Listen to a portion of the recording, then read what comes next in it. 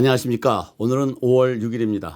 오늘 로스앤젤레스는 최고 90도를 예고하고 있는데요. 벨리 지역은 95도를 넘을 것 같습니다. 낮과 밤의 기온차가 심합니다. 이럴 때일수록 감기를 조심하셔야겠습니다. 캘리포니아주는 우버와 리프트가 종업원을 인디펜던트 컨트랙터로 잘못 분류했다는 이유로 우버와 리프트의 본사가 있는 샌프란시스코와 로스앤젤레스 그리고 샌디에고에 있는 법원에 소송을 제기했습니다. 이 소송에 로스앤젤레스시도 조인을 했는데요. 캘리포니아는 왜 갑자기 소송을 제기했을까요?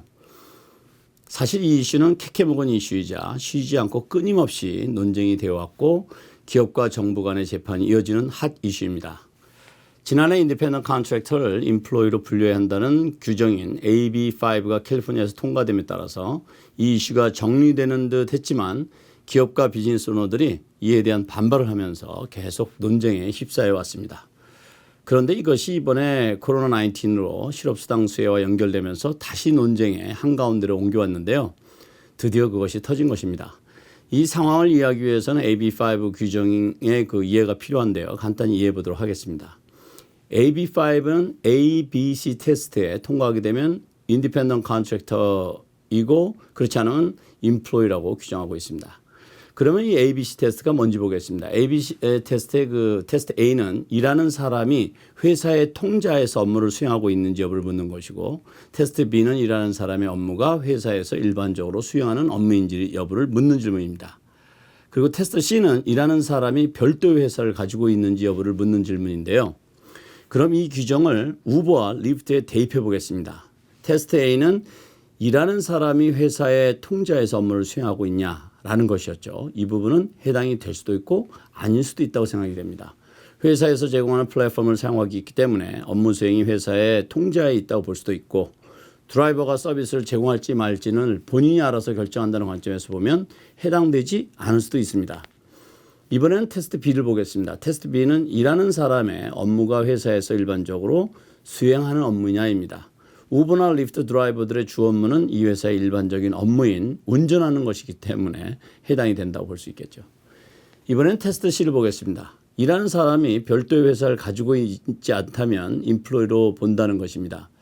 보통 우버나 리프트 드라이버들이 별도의 회사를 운영하지는 않죠.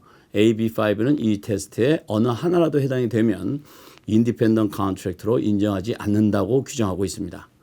이상은 AB5 규정을 기초로 아주 간단한 구분 방법을 설명드렸습니다만 국세청에서는 이 AB5와는 달리 이것을 구분하기 위해서 수십 가지 질문을 통해서 최종 결정하게 됩니다. 이것이 왜 소송할 정도로 중요할까요? 이것은 종업원이냐 아니냐 또는 인디펜던트 컨트랙터냐 아니냐에 따라 세금과 그 혜택이 많이 달라지기 때문에 고용주 입장에서는 책임 부담이 덜한 인디펜던트 컨트랙터로 분류하기를 선호할 수도 있습니다. 물론 경우에 따라서는 어쩔 수 없이 인디펜던트 컨트랙터로 분류하는 경우도 있습니다.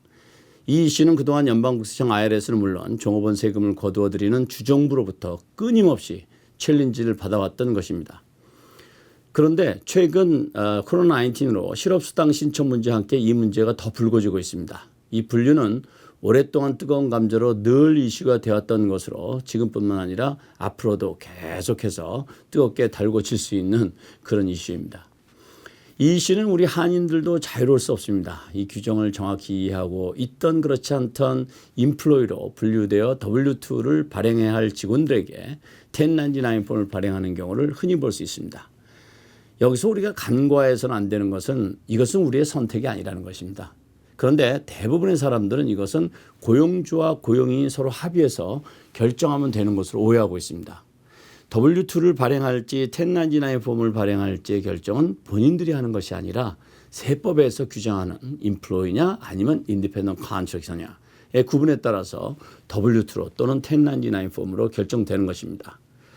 급여를 받으시는 분들에게도 장단점이 있습니다. 급여로 받는 것이 좋은지 아니면 인디펜던트 컨트랙터로 1099 폼을 받는 것이 좋은지에 대한 장단점은 제가 W2를 받는 것이 좋은지 아니면 1099 폼을 받는 것이 좋은지에 대해서 올려놓은 영상을 보시면 이해에 도움이 되실 거라고 생각이 됩니다.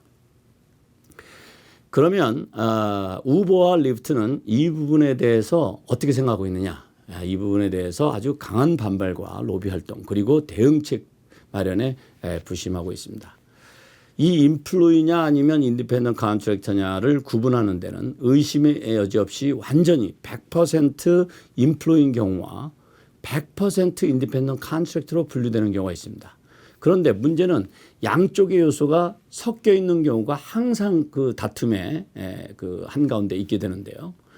우버와 리프트의 경우가 좀 그런 그 경향이 있습니다. 가장 중요한 자동차를 회사에서 제공해 주지 않는 것은 인디펜던트 컨트랙터로 요소가 강하게 있고 회사에서 제공하는 플랫폼과 통제를 받고 있는 부분은 인플로이로 분류돼야 하는 요소가 강합니다. 이렇게 혼합되어 있기 때문에 뜨거운 논쟁거리가 되는 것입니다. 지금 이 결과가 어떻게 될지는 모르겠으나 중간 합의는 어려울 것으로 보입니다. 어떤 형태든 결말이 날 텐데요.